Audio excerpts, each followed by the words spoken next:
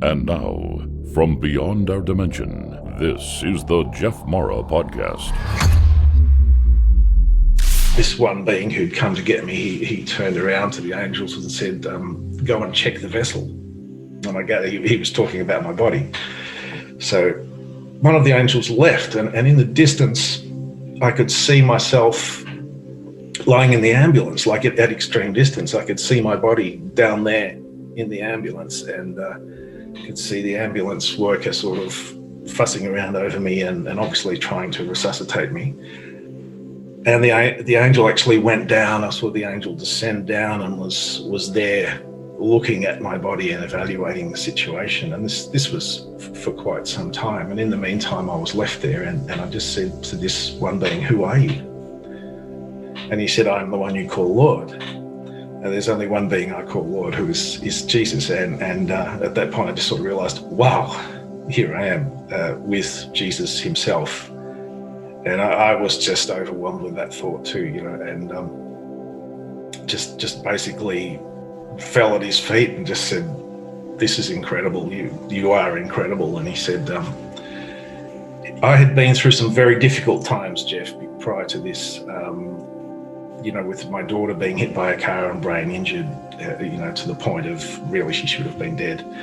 I had extreme difficult times with being drugged by people in a cult that I knew, and it was a really like a difficult life prior to this time. And I think I'd experienced a lot of internal damage, psychologically, emotionally, spiritually. And he said to me, I'm just going to go inside you and heal you. I'm just going to go inside you and fix you up. So I felt his presence come into me at that point and start to shift and change things and rearrange and restore things within me. And I also, at that point in time, felt who he was and the extent of his awareness. And that is probably the high point of my existence to date, of anything that's ever happened to me, was just having that sensation of knowing what Jesus knew. At that point, it was as if I had the awareness of anything, anywhere in the universe. I could have just known what was happening at any given point. It was this sense of, I call it omniscience, just all-knowing at that point in time, just for that brief moment. And that was an incredible experience. That was, as I said, the highlight of my life, for sure. My life, my death, whatever it was at that point in time. So I go to sleep and I wake up and it's dark, meaning that it's only just a few hours later, a few hours after the surgery. And I wake up and I think I was holding somebody's hand in the aid car that was invisible. And I saw God in the operating room. And I was so ecstatic about that whole thing, I started to cry. And all of a sudden, there was like a little star in the room with me, about 10 feet away, kind of like a glitter star. Anyway, I turned and I looked at it, and I knew it was Jesus.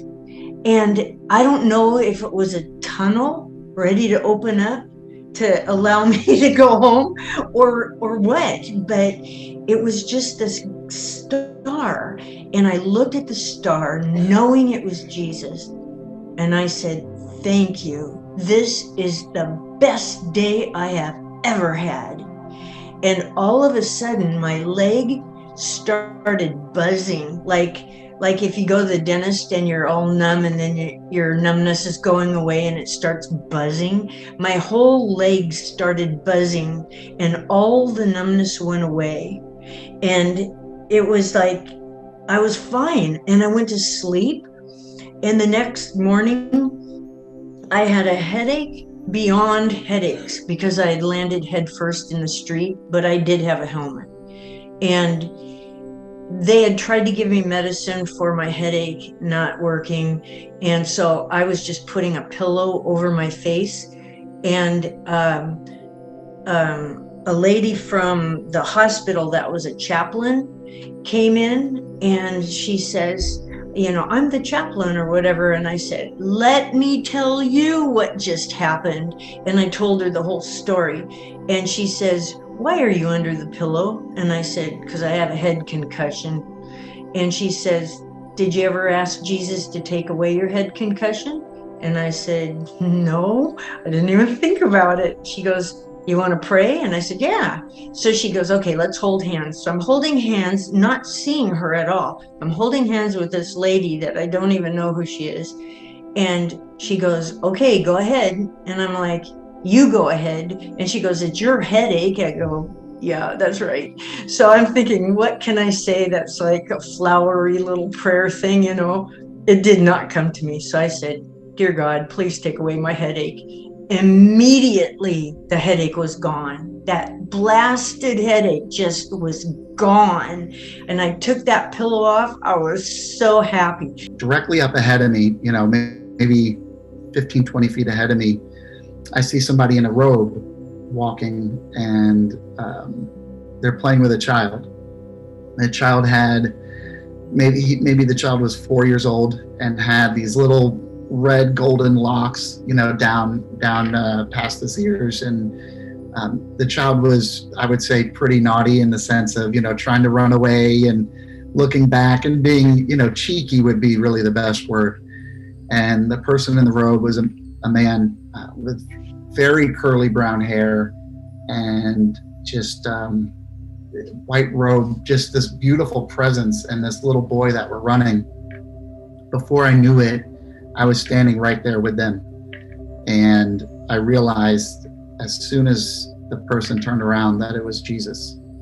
And I when people say, how do you know it was Jesus? It was as sure as I know that this is my left hand and this is my right hand. It was as sure as I know that my name is Chase. And it wasn't the person that I grew up thinking that he would look like. It wasn't the person that I've seen at church. It wasn't the person I've seen in books or the Bible or on people's jewelry. It was not, he didn't look anything like that. However, I knew instantly that when he turned to me, that it was Jesus.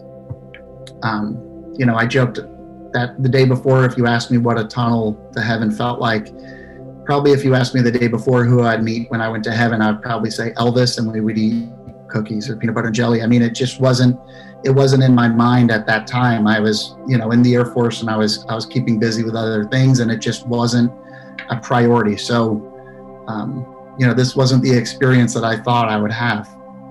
So Jesus turns and looks at me, and instantly we're having this conversation without actually exchanging words. We weren't speaking English, we weren't speaking Spanish. We were just sitting there communicating just by being with each other. I look over at the little boy again, and I realize that it's me when I was 4 years old. Back when I was 4, I had golden hair, which obviously is gone now. And I don't think of myself as a child with golden hair. And then I realized that's me. That's me before I grew up. And the lesson that he was sharing with me in this moment when I'm watching this little boy kind of run ahead and look back and smile and laugh and giggle was that not only have I been there before, and I'm remembering a lot of things, it was purely about enjoying yourself. When you're a little kid, you have no stress, you have no anger, you're just a happy little kid enjoying life. And that's what that little boy was doing. That's what I was doing. I was running ahead, being silly, being cheeky, being funny, and just laughing. And him and I, again, looked at each other, and again, I felt like there was such a deep conversation and a remembrance of so many things growing up in my life that it felt like this was where I was supposed to be. There was no, how did I get here? I didn't ask the question, what happened to me? Why did this happen to me? There was no martyrdom, I would say, of why am I in heaven? It was like you and I planning to do this podcast today. It was just like, this is where I'm supposed to be. This is what's supposed to happen. This is a lesson. And I know that I've got to go back. And as I'm thinking those things, it's kind of like an agreeance. And he said, it's time to go back now, but I want you to remember, I want you to spread laughter, love, joy, and light. I stepped into the desert. I didn't float down no tunnels or no swirls, holes, and like that. I literally stepped into the desert. And there was my mother, first person I seen. And my mom was alive, okay? And I'm looking at her and I'm looking behind me, thinking where I just came from. I knew I just stepped into this, like another dimension. There's my mother. I'm thinking, what is she doing here? And I'm in the desert. And she said, look, there's Jesus, and there's a barn over there, an empty barn with a fence in front of it, like a white fence. And on the right side of it was Jesus sitting on a stump teaching a group of people. And when she said that, I was like, oh, I don't want to see him, because I knew I knew what I just did. I remembered what I just did, and I was like, I don't want to see him. So me and her walk up to the barn, to the fence, and we take a left. Now we're walking down the side of that fence. And I'm paying attention to this fence, okay? And I'm really noticing this fence. And when we get to the end of the fence, I notice it's the end of the fence.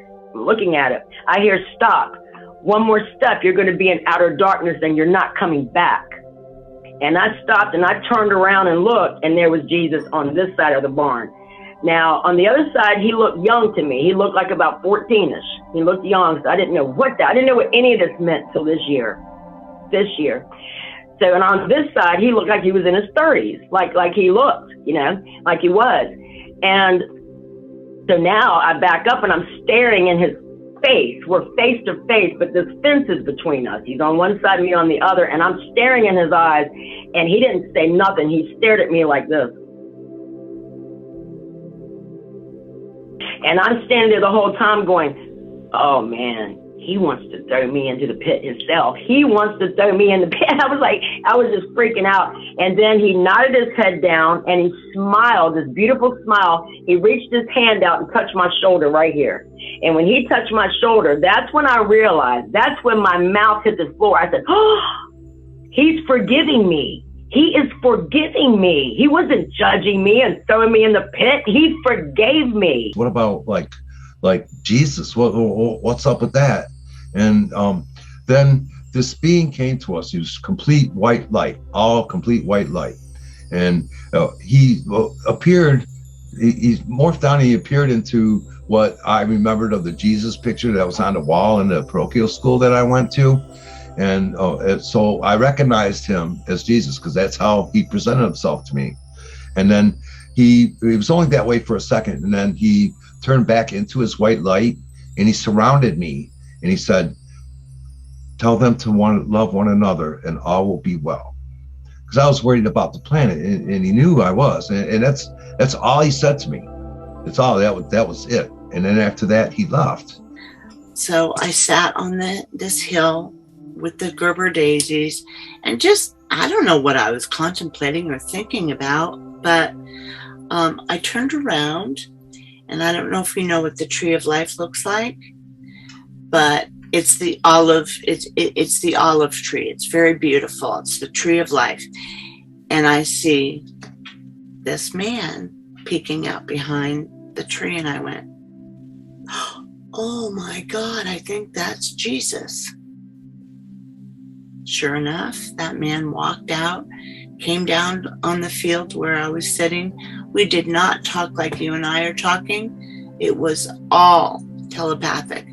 Every bit of it was him reading me reading him. It was unreal. It did not look like the Jesus of my Christian upbringing. This Jesus looked very much like Akiana. She's the girl that drew Jesus, and I don't know if you know who she is. Akiana, I can't think of her last name, but she's been drawing Jesus and scenes of heaven since she's been 8 years old. So it was the closest to that Jesus. Short brown hair, incredibly handsome, was wearing, a muslin kind of robe with a rope around it. Sounds pretty traditional, but that's the way it was. And I looked at his feet, and he had beautiful sandals on, and he extended his hand to me. And I put my hand in his, and I got up, and I could feel my body splitting again. And I was holding Jesus' hand and looking into his eyes again. I'll call those eyes hazel, but when I looked into those eyes, I saw the galaxies, the planets, the stars, the Milky Way. It was incredible. So we began to walk down this beautiful field, and one part of me stayed in the field and the other part went down with Jesus. And I couldn't quite hear what they were talking about, or it wasn't making sense to me. But he was tending my feet and washing my feet. And he said, "Do you want to go back?" And I said, "Yeah, I'll go back." And he said, "No, you don't seem to understand. There will be great suffering if you go back." And I looked at him and I said, "Well, I'm bipolar. I get suffering." He said, "Oh, no, you don't understand." He was right. And on the third time that he asked me, and I said, "I'll go back," I flew through the universe, the galaxies, the stars, everywhere. And I smashed into my limp, dead body. So I saw the butterfly and it was huge. I've never seen such a big butterfly. And what I remember about the butterfly is it had purple glitter wings. Beautiful, amazing. So I'm following the butterfly, and then I look up in the distance and I saw Jesus. And I knew instantly it was Jesus. I didn't see his face. I just saw an outline, and his arms were outstretched. And I knew he was waiting for me to go to him. I didn't talk like, "Are you Jesus?" Or I just knew. I knew without a doubt that was Jesus. And as I was going to him, I could hear my children. And they were saying, "No, Mommy, don't leave us. Don't leave us. You can't go. You can't go." And my son saying, "No, it's not your time. It's not your time. We need you." And they were like begging and pleading with me. I heard that even though I was following up to go up to Jesus, I could hear my children. And they told me this after, but I opened my eyes and I looked at my daughter and I looked at my son, and they were so emotional and begging me to stay. They told me that they heard me say, "I see Jesus." So I think they knew that I was going to Jesus because they were begging and pleading me to stay. And when I instantly looked at them, I knew I couldn't leave them. I just knew I couldn't leave them. So I closed my eyes and I looked back, went back into whatever was going on. And I looked at Jesus and we communicated, and I said, "Can I stay longer? My kids need me. Can I stay with my kids?" And he assured me that it was okay, that I could go back and be with my kids. And then the next thing I know, the EMTs are there and they're pulling me out and taking me to the hospital. Thanks for watching the JeffMara podcast. I really appreciate you. Another way to show support is through YouTube memberships. And if you do, there are loyalty badges and other perks depending on your level of membership. All you need to do is click the join button underneath the video to find out more. Thank you for your support.